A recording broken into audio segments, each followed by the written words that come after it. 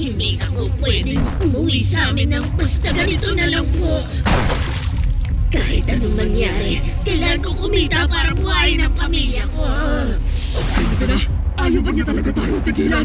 Naglalabas siya ng weird na puting likido! Chiquitita, you and I cry.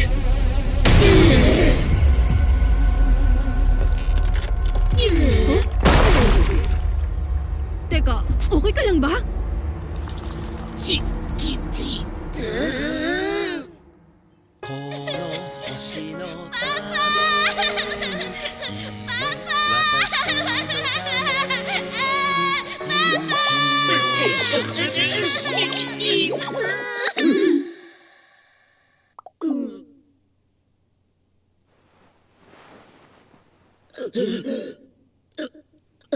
Anong lugar ito? Lola, nakikita niyo ba yan ha? Alien ang tawag dyan. Ha?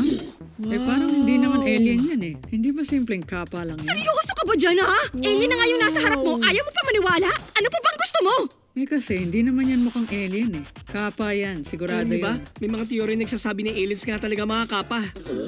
Pero maiba ako. Anong gagawin natin sa isang yan? Pinendahan natin ang mga sugat niya pero baka mamaya atakihin na naman tayo niyan. Huwag ka nang magtangka pa. Mas malakas kami ngayong nandito na si Lola. Iyan ba? Hindi ko kasi alam kung ano bang kinakain ng mga alien kaya pinagluto na lang muna kita ng curry. Hindi kita pinipilit kumain ha.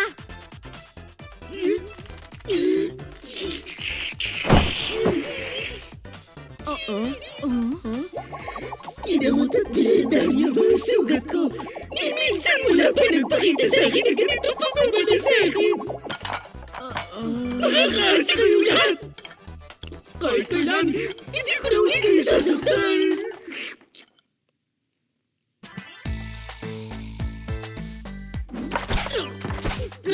Lansa naman! Hindi masarap! Lansa! Hindi masarap! Hindi masarap! Buisit ka! Huwag mong tirahin yung fatty tuna! Hoy, uni sushi ko yan!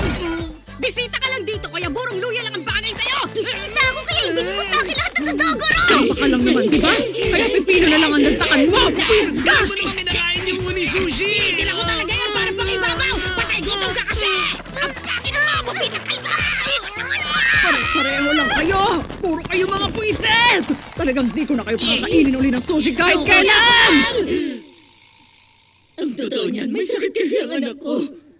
Lumalabas ang dugo niya sa katawan sa tuwing umiihi at dumudumi siya. Yun ang dahilan kaya mamamatay siya kapag hindi siya nasalinan ng bagong dugo araw-araw. Nauna na nang namatay ang misis ko nang dahil din sa sakit na yon. Para ipagamot siya, kailangan ko ng fishy. Ha? Sorry ha? Pakiulit mo nga. Yun yung bagay na tinatawag niyo ditong pera. At kailangan ko makakuha ng maraming pera.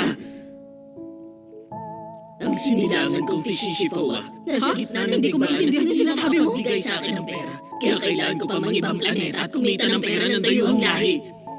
Kaming mga prusuwa, malalakas ang katawan namin kaya kaya madalas pagiging bodyguard ang pinapasukan namin trabaho. Kaso nga lang mahina ako.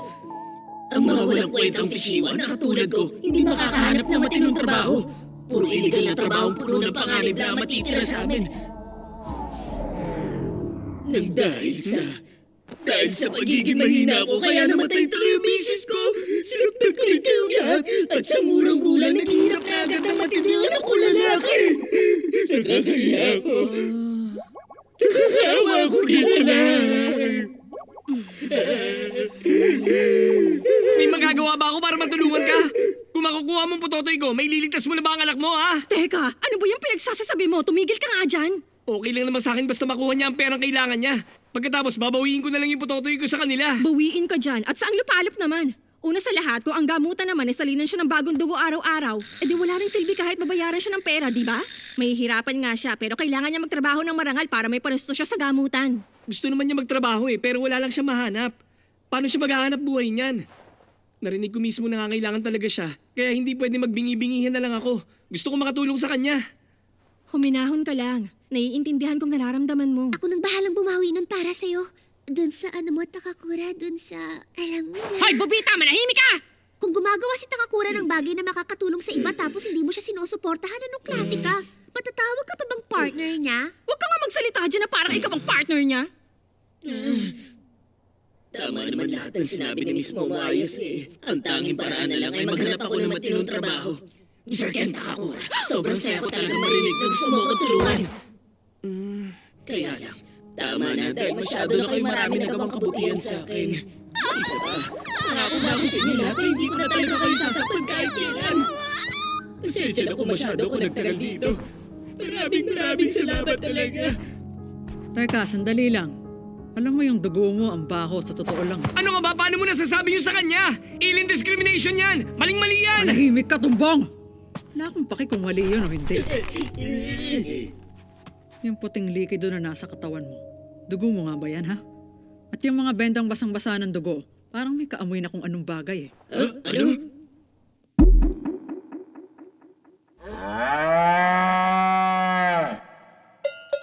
Subukan mong uminom ng konti.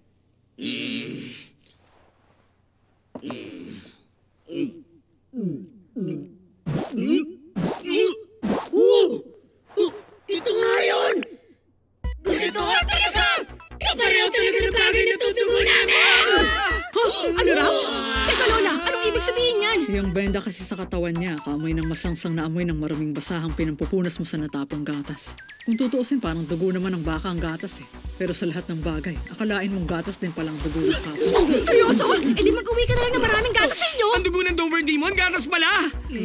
Kaya lang parang medyo malabnaw to eh. Dumadaan kasi yan sa homogenization para mas madaling mainom ng tao. Makikiusap ako sa kakilala kong magsasaka para pumayag siya na bigyan ka ng isang buong baka. Kaya, huwag ka munang sumuko agad. Alagaan mo mabuti ang sarili mo, ha?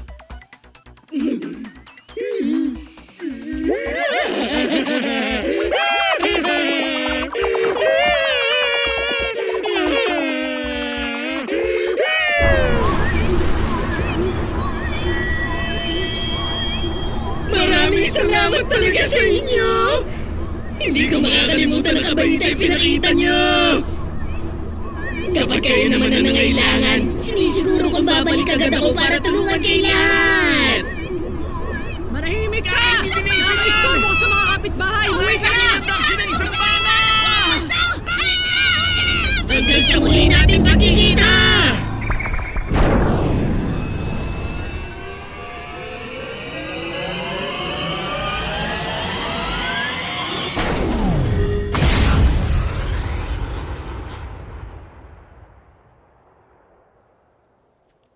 Ano Lola, naniniwala ka na ba na may aliens? Ha? At bakit? Eh, kapa lang naman yun, ha? Ha? O Karun, kausapin mo nga tong gurang na to. Alam nyo ba, may teorya nagsasabi na aliens daw talaga ang mga kapa.